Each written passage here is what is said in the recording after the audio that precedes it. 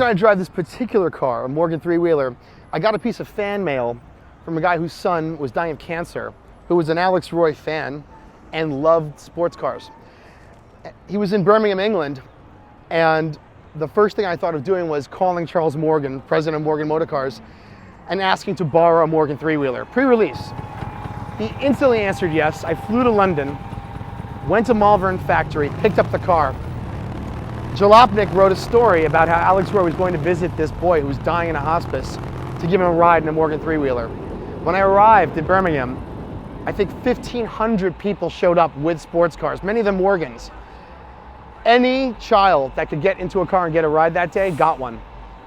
My advice to anyone who wants to get their first car or get a car which really is part of who they are and comes to represent them is not to be seduced by the notion that money gets you any closer to what you want, happiness or a better car.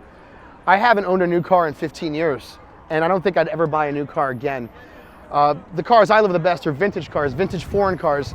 You know, if I was given a brand new car, I would immediately sell it, give half of it to charity, and then put the rest in the bank, because that car would have no meaning to me. I mean, performance, speed, horsepower, you don't fall in love with a person because of how fast they run. I mean, my father's, relationship with cars started very young.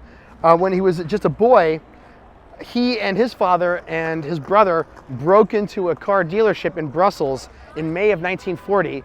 The Nazis were arriving. They broke into a dealership. The city was being bombed, stole a car off the dealership floor with a hand crank, and drove across the border, being strafed in a convoy of people by the Luftwaffe, and got to Paris.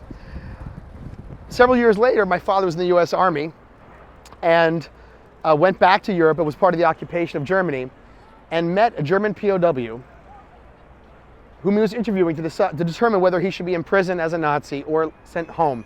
My father sent this man home. This man was Hans Sixt, who founded Sixt Car Rental, today one of the largest car rental companies in the world. They were friends for life because my uncle was shot down and killed near the Sixt family farm outside Munich. And Mr. Sixt invited our family to go visit every summer. My father started a car rental company with Mr. Sixt, and that is the company I still run today. That's unbelievable even to me.